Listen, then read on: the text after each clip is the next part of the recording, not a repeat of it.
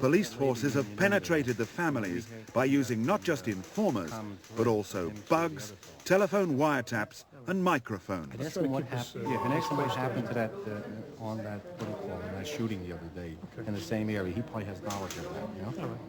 I'll get up to talk as much as I can. And you know what the signals are in case you have a problem, right? Right. All right. Peggy, I'm going to have Peggy and John in there, and they're going to be in the next about 2 booths away from you. Okay. They're going to go in there ahead of you, so it don't look too suspicious. It says, then I'm going to have Teddy and Vinny on the outside. You're going to be, Jack, you're going to have that Kel going, okay? Yes, I'll be recording everything from the outside. Right. Make sure you... The police know that for every member of a crime family who dies or goes to jail, there is always someone ready to replace him.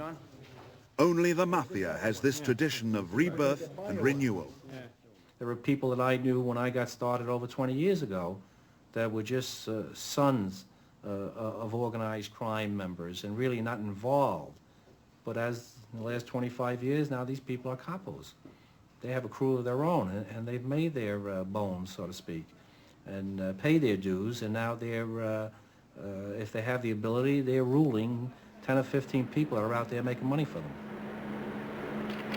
August 14th at 13:25 hours. This is the subject with the sunglasses with a close-up. At street level, even a soldier can earn millions of dollars for himself and his crime family. This police undercover film reveals organized crime making money from gambling, bets on the horses and sporting contests, and on numbers, a kind of daily lottery. Subject has handed this subject some money. They look to be very large bills. Money made from gambling on streets all over America helps finance other businesses, such as narcotics. 13:45 hours. This male on the left has a plastic bag in the back of his hand behind his shirt. The bag in this man's hand contains ½ pound of heroin, just part of a deal worth $100 million. The white shirt just threw the bag into the automobile. Made men, mafiosi, usually claim they don't deal in drugs. The truth is they have been in the business ever since the mafia came to America.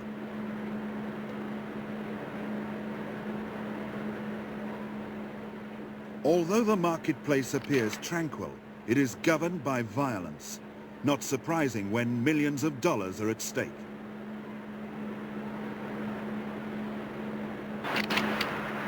One of the mafia's most lucrative businesses is loan sharking or shylocking, lending money at extortionate rates of interest that can turn small loans into huge debts. The mafia moneylenders know that violence or the threat of violence will make the customer pay up in the end.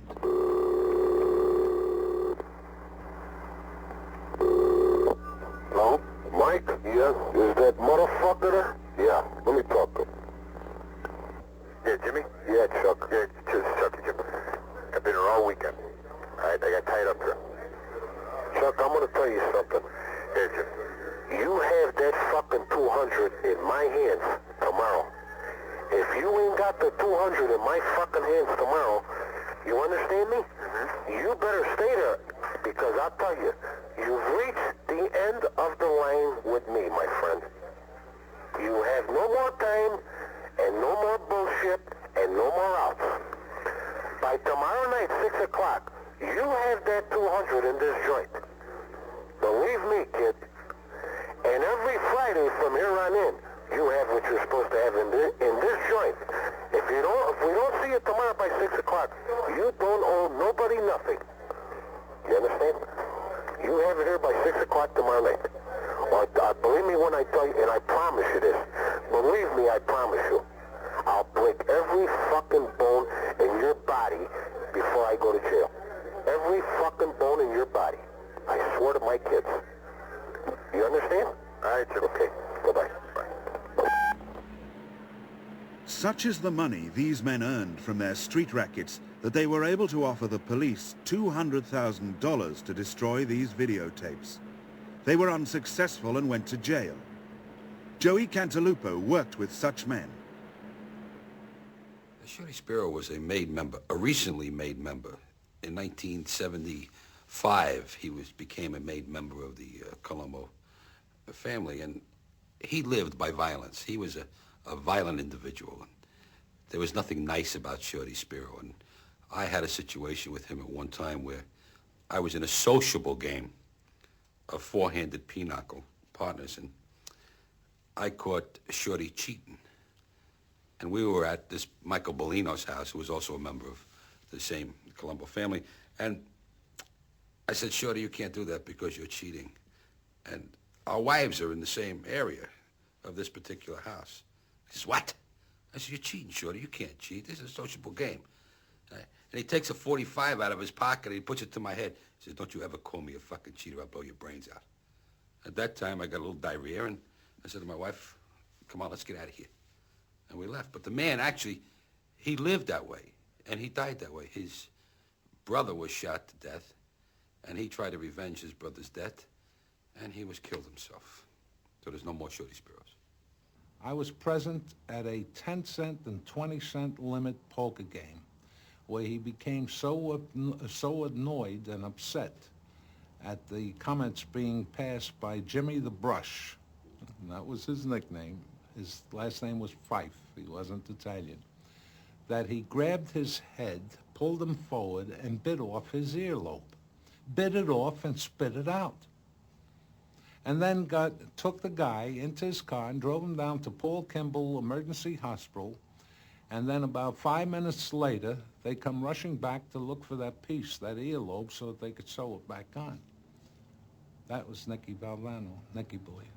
He was the same guy who got a message once that his wife wants to see him. He hadn't been home for several weeks. He had girlfriends all over the place. And so he asked me if I would drive him out to his house, and I did. And we walk into the house. His wife's name was Dorothy. He says, what's the matter, Dorothy? She said, you got to do something about Jojo. Jojo was his son, about 11 years old. What's the matter with Jojo? He's acting up. I was called to school. They want to throw him out. He's unmanageable. You got to do something about him. I said, where is he now? He's out in the back. Hey, Jojo, come here. And I'm trying to mimic his voice with the Italian clip, you know. And Jojo walks in and he says, yeah? Hey, what's the matter with you? Why can't you be good in school? What are you acting up like that? Don't you like school? He says, no, I don't. Hey, what do you want to be when you grow up? And the kid says, I want to be a thief, just like you. He said, then pay attention to me. Now, I witnessed this, and I listened to this, and I'm thinking of my pure kids back home. What am I in with here? I'm ordered to work with this paranoid bastard. I mean, he was your master, wasn't he? No, no. I was ordered to work with him. He was not my boss. But if you knew him, you didn't cross him. Or you didn't argue with him. I'm proud of my earlobes, and I still have them. 90% of the made members of organized crime families have girlfriends. They hold their wives on what we say is a pedestal. Nothing bad happens to their wives. Their girlfriends, they take all over the world. They introduce them to everybody. They enjoy them. They spend their money on them. And eventually they go home to the nice wife who's home baby feeding the babies, because they all have a tremendous amount of children. So they keep their wives what we call pregnant and barefooted. And they enjoy their lives with their girlfriends. But they go through girlfriends like they go through veal cutlets. It's big, you know, just turns over. And eventually they give you hand-me-downs. Like this is, I'm Ali Boy Persico, and I'm going out with Dutza. It's a girl. Right? But I used her for about a year or two now. Now, Michael Bellino, you can have Dutza. I don't want to know more. I got something new. I'll never forget this one time. Joe came over to me and he said, come on, Ali with you. I was having linguine and clam sauce. I'll never forget it. He said, have a glass of wine. Nancy came over to me, who was Mio's sister. And she said, listen, Jerry, do me a favor. Take me to Cicero tonight. After you finish eating, can you give me a ride to Cicero? She left the table, and Joe said to me, you don't drive her nowhere. You don't talk to her no more. You stay away from her. I said, I ain't doing nothing. I ain't fooling around with her. He says, no, I'm not saying you're fooling around with her. Don't go near her. I says, why? He says, that's Milwaukee Phil's girlfriend. He was in a federal penitentiary doing time. But that was still his girlfriend, even though he was married. Now, he's married, got kids, but that's his girlfriend, and you ain't supposed to talk to his girlfriend. I laughed. I said, okay. Months later, she was dating, this guy's name is Blackie. He was a bookmaker in Cicero. And Nan went to ask Milwaukee Phil for permission to get married to Blackie. And he's married now. You get this? He's in prison. He gives his permission to her to marry this other guy, this other mustache. All right? He dies. He dies in prison. Joe tells me, he says, see Blackie over there? He's dead. I said, what for? Milwaukee Phil's dead. He died in prison. And that's only his girlfriend, Joe. What the hell's the difference? He said, from his grave, he ordered the hit. 3 weeks later, after they were married, Blackie was shot right in front of Nan in a rocking chair at their house. From the grave, he ordered that hit. What did all that mean? Just told me, don't be fooling around with nobody else's girlfriend, that's all. It just showed me that this man had so much power, so much control over people, that out of respect, they killed this guy because of Blackie dating